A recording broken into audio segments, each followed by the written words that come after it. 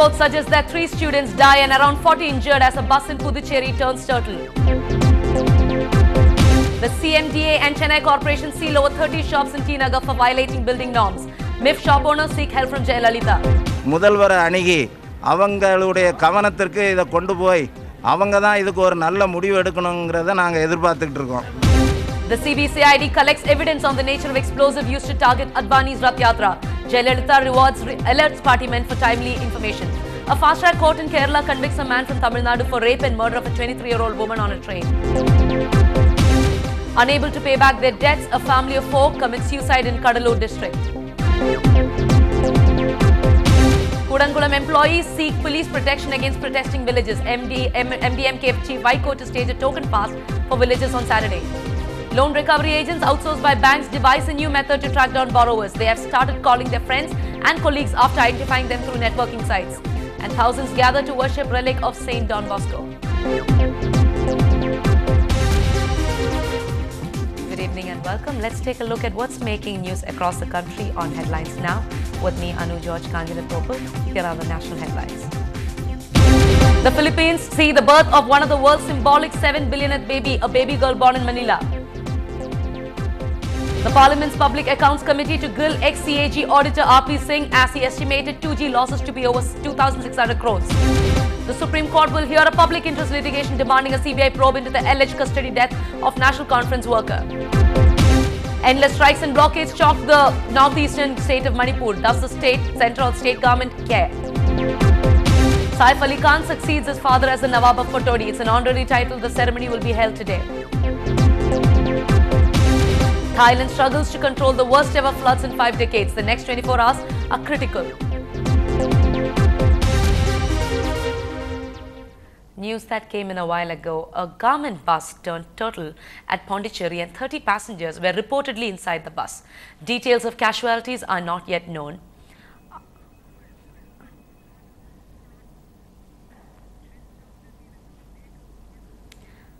Shopkeepers and shoppers in T Nagar were taken by shock and surprise this morning.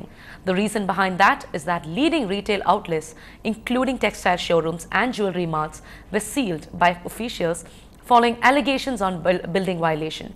In a swift pre-dawn operation, the corporation and the Chennai Metropolitan Development Authorities sealed over 30 leading textiles, jewelry showrooms and small shops in the city's commercial hub of T Nagar for violating building norms.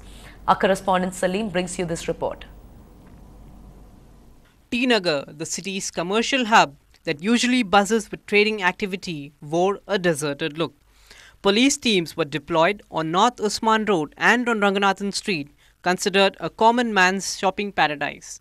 The Chennai City Corporation authorities and CMDA officials sealed the premises. The joint exercise, which began in the wee hours, continued till about noon. Shopkeepers cry foul and say that they will take up the issue with higher authorities. 40 ஆண்டு 50 ஆண்டுகளுக்கு முன்னால உள்ள building இது முறையான பிளானும் இருக்காது. ரெண்டாவது இது ஒரு வியாபார ஸ்தலங்கறனால எல்லா பில்டிங்கும் அடுத்தடுத்து ஒட்டி இருக்கும். ரெண்டாவது அவங்க பண்ணியிருக்க நடவடிக்கை வந்து ஒரு பில்டிங்கில் ஓனர் இருக்கிறாங்கன்னா கீழே 2 டெனன்ட் இருப்பாங்க. அவங்க கடையும் சீல் வச்சுட்டு போயிருக்காங்க. அதனால் ரொம்ப வியாபாரிகளும் பாதிக்கப்படுறாங்க. அந்த வியாபாரிங்கிட்ட தொழிலாளியாக இருக்கிற ஃபேமிலியும் அவங்க குடும்பங்களும் வாழ்வாதாரம் பாதிக்கப்படுது. அதனால் இது சம்பந்தமாக கோர்ட்டுக்கு போகிறத விட முதல்வரை அணுகி அவங்களுடைய கவனத்திற்கு இதை கொண்டு போய் அவங்க தான் இதுக்கு ஒரு நல்ல முடிவு எடுக்கணுங்கிறத நாங்கள் எதிர்பார்த்துக்கிட்டு இருக்கோம். These showrooms earn big bucks because of their sheer volume of sales. The action comes in the wake of public interest litigant Traffic Ramaswamy's petition filed at the Madras High Court in 2006. The court ordered a 13-member monitoring committee to ascertain the illegal constructions. The CMDA and the corporation were directed by the High Court to take action against the illegal multi-storied building and special buildings as per the recommendations of the monitoring committee. It is a memorable day in the history of Tamil Nadu because the rule of law is going to be maintained by this present government, which is slightly proved at present by sealing nearly 30 jewellery and cloth shops in T Nagar, a busy area which was badly affected due to traffic problem every day. The authorities also pasted notices on the shutters of the shops saying that the premises were sealed till further orders. The shopkeepers are threatening to go on a strike besides meeting the Chief Minister. In Chennai with Salim, this is Krishnamurthy for Ndtv-Hindu. Following the Puducherry accident, our crime correspondent Salim joins us for more information on the same. Salim? Yeah, no news coming in that 3 people have died on the spot, and sources say that the bus carrying more than 50 students turned turtle while it was negotiating a curve in a place called Kaduvanur near Kadalur district. Rescue operation is underway. Sources say that 3 died on the spot and the condition of the other students remains serious. The victims are being rushed to a nearby hospital for medical treatment, and as far as the police personnel are concerned, they say that their priority is a rescue operation to move the victims from the scene of crime to the hospital for medical treatment. Thank you so much, Salim. Meanwhile, the special investigation team of the Tamil Nadu police probing the planting of a powerful pipe bomb on the Yatra route of BJP leader L.K. Advani in Madurai say that it's working on definite clues. CBCID ADGP R. Sekar told Ndtv-Hindu that both scientific and physical investigation has gained momentum. While the team has questioned scores of people, the scientific tests are underway to ascertain the nature of the explosive. Tamil Nadu Chief Minister J. Jayalalitha has directed the police to step up the investigation and bring the culprits to book. The bomb was unearthed after a resident of the village alerted local AIADMK councillor, who in turn informed police. Applauding their presence of mind, which helped police avert a disaster, Chief Minister Jayalalitha honoured the villager Selvaraj, an AIADMK worker, and councillor Selvam, giving them a cash reward of Rs 50,000 each on behalf of a party. A fast-track court in Thrissur in Kerala has convicted a man from Tamil Nadu for rape and murder of a 23-year-old woman. The accused, Govindachami, had pushed a woman out of a running train in February this year.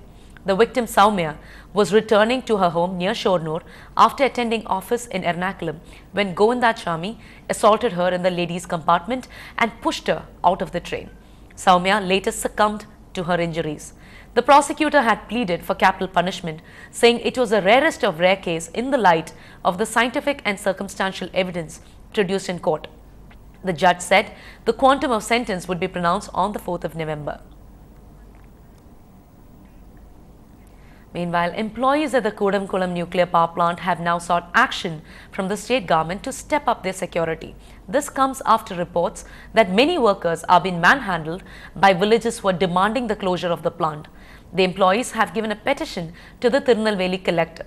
The employees mentioned that in order to maintain essential services, employees are taking their own risk to go to the plant without proper protection. It's been over 18 days since work has crippled following protests by villagers. Meanwhile, MDMK Chief Vaiko has stepped in to support the villagers. He will organize a token fast on the 5th of November in Kudamkulam, pressing for the closure of the plant. A couple committed suicide in Kadalur after murdering their young son and daughter. Body of all 4 were found hanging from a tree. Passers-by who spotted the bodies were shocked when they saw 33-year-old Devalingam, his wife 30-year-old Kalai Selvi, their children 7-year-old Kavya and 5-year-old Murugan hanging from the tree. Locals alerted the police. Bodies were moved to the government hospital for a post-mortem examination. Police say they recovered a suicide note, but the content of the letter was washed away by the rain, so were unable to read the letter. However, investigation revealed that Devalingam, a farming labor, was suffering from debt and hence committed suicide. A detailed probe is underway. Random phone calls from banks can be far more dangerous than you think, especially if you are vulnerable enough to give away personal details on demand. And if you haven't paid up your bank bill, the method these days are strong arm tactics, and it's on the rise.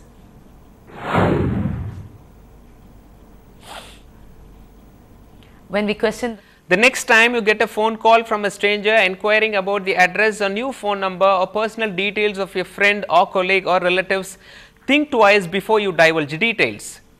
Bank outsourced recovery agents are using new modus operandi to track down borrowers who may have defaulted on payment of loans, often to avoid embarrassment or harassment by these agents. Many borrowers end up changing their phone numbers or sometimes even addresses. In one such case that has come to light, phone calls from this number 39243600 have reportedly made to many borrowers. What is interesting is that customers of loan have started an online initiative to register their experience of such strong arm tactics. For instance, if you type this number 39243600 and do a Google search, this is what appears. We would like to make it clear that we are not in a position at this juncture to verify the authenticity or truth of such claims posted online. This is merely a caution to our viewers in public interest.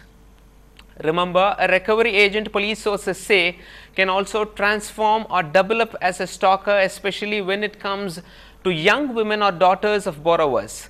Sometimes they change their names and source information through Facebook, Orkut and LinkedIn. In the present case, we contacted the banks that allegedly outsourced the service of the recovery agent, and the response is awaited. The police has also promised to look into what threatens to become a menace of unauthorized telephonic scooping and harassment.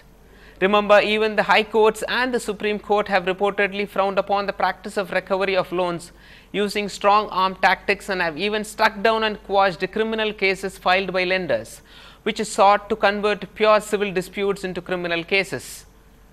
Our efforts to contact the said individual operating through the phone number cited have proved futile so far.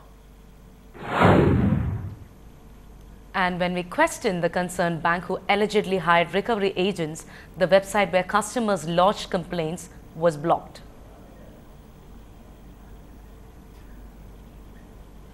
The striking contrast against the swung IT corridors. More on that when we return.